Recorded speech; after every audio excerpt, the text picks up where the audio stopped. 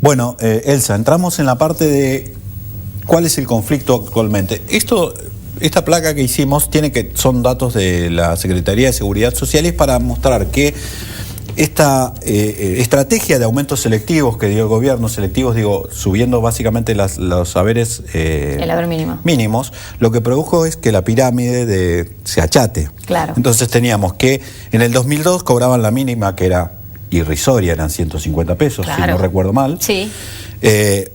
Algo así como el 9% del total de jubilados, y esto se incrementó al casi 73% en la actualidad. Acá está el impacto de la moratoria, claro, ¿sí? Donde hay más cantidad de beneficiarios a partir de que el gobierno aceptó de que se creara una moratoria para que gente que no había logrado sus 30 años de aporte pudiera jubilarse, lo cual nos parece una buena decisión, lo hemos dicho muchas veces aquí. Sí, es una política social de inclusión social. Y esto es el fallo Badaro, ¿no? Sobre lo que aparece el fallo de la Corte diciendo, no, a este señor tenés que actualizarle. Claro, porque recordemos que la Corte en el 2006 le había sacado una sentencia muy interesante, una sentencia que le decía al Estado: hagan algo, no quiero expedirme, no es lo mío, hagan algo. Y en un tiempo razonable. Todo el mundo decía, ¿qué será razonable? ¿Qué será? Bueno, la Corte dijo, razonable fue un año. En el 2007 entonces dijo, y no hicieron nada, me obligan a decirlo a mí. Se pasaron 2 años para hacer la ley de movilidad. Bueno, fue posterior incluso, fue posterior. Cuando la Corte en Badaro del 2007 dice, bueno, no dijeron nada, ahora lo tengo que decir yo. ¿Y qué miro? ¿Qué miro? ¿Cómo hago? ¿Cómo hago? Entonces analiza y dice, ¿cuánto aumentó el costo de vida? Un 100 y algo %. ¿Y cuánto aumentaron los salarios? ¿Qué tomo? El índice de salarios del INDEC. ¿Cuánto aumentó? Un 88,6%. Y Badaro, usted señor, ¿cuánto aumentó? 22%. No. Entonces no. ¿Cuánto aumentó su haber? ¿Cuánto aumentó su haber? 22. Esto está mal. Está mal. A este señor, denle el 88, por supuesto, queda subsumido el 22 que ya tenía. Y allí es donde el Estado, que empezó a partir de ahí a dar correctamente los aumentos, como vimos en la otra placa, pero ahí es donde el Estado tendría que haber hecho un plan de recomposición, que es lo que tendría que hacer ahora. Un plan en el tiempo de recomposición, empezando por por las personas mayores a 90. ¿Y por qué crees que no lo hacen? Yo tengo mi percepción, es porque usan al ANSES como una agencia de gasto. Han sacado recursos del ANSES para cubrir otros gastos corrientes del Estado, y por eso hubo 92.000 millones en los últimos 3 años colocados en deuda al ANSES, precisamente. Yo te voy a decir una cosa, a mí jamás me preocupó eso.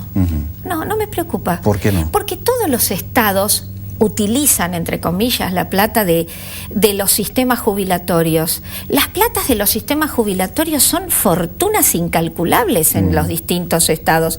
El tema es que al jubilado se le pague lo correcto, o lo que implica nuestro derecho constitucional, que es a una jubilación integral, ¿no? Y lo más cercano a eso. ¿Y lo que está pagando por ese endeudamiento te parece también correcto? Digo, porque yo tengo la sensación, jubilado futuro, de que, por ejemplo, la última colocación la hicieron al 11%, todos sabemos que la inflación es mucho más alta en la Argentina, digo, voy a perder capacidad de compra cuando me paguen. Probablemente. Y tendrá que verse entonces cómo se van manejando los distintos factores, porque como yo te decía antes, esto es matemática, son números que son pesos, y habrá que ver en un equilibrio. Por eso aquí se necesita mucho conocimiento técnico. No hay disciplina más pluricomprensiva que la previsión social. Requiere de los abogados, realmente, pero requiere mucha matemática, mucho cálculo actuarial. ¿Cuáles son las 3 cosas que vos tendrías, porque nos queda un minuto más, las 3 cosas que vos tendrías más presente para una actualización, una reforma del sistema jubilatorio que dé por pueda solucionar esta cuestión y Sí. que además no genere la posibilidad de que se desfinancie. Sí, hace 30 años que yo me dedico a esto. Presiento qué es lo que hay que hacer.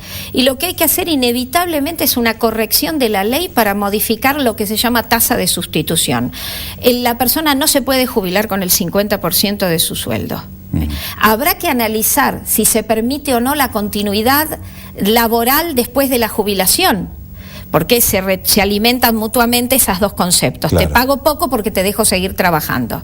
Entonces, la tasa de sustitución. Y luego una recomposición de los saberes para esa brecha ir achicándola. Pero recomponer, ¿cómo? Así no, como está en el proyecto no. Porque si el proyecto sale, los primeros perjudicados van a ser quienes tomen el gobierno dentro de 1 o 2 años. Porque para pagar este año y el año que viene, hay. El tema es que los mismos que proponen el proyecto pueden ser los que se queden con la bolsa vacía. Eso es lo que me sonrío y es, si se quiere, una sonrisa de tristeza, digo, porque ese es el problema de la Argentina, que todo el mundo ve el año siguiente como un largo plazo y está pensando en el ahora y en cómo sacar tajada de esta situación a partir de la confusión general. Lo que quisimos hacer es poner los papeles sobre la mesa y decir, bueno, en qué tienen razones estas personas y en qué tienen razón las otras, y me parece que sería lo más adecuado. Elsa, nos quedamos sin tiempo. Bueno. Me quedaron 200 preguntas, seguramente vamos a requerir de tus servicios en alguna otra oportunidad. Con gusto. A ustedes, en el próximo bloque estará con nosotros Nadia, la pronosticadora oficial, que nos va a decir cómo viene el clima político esta semana.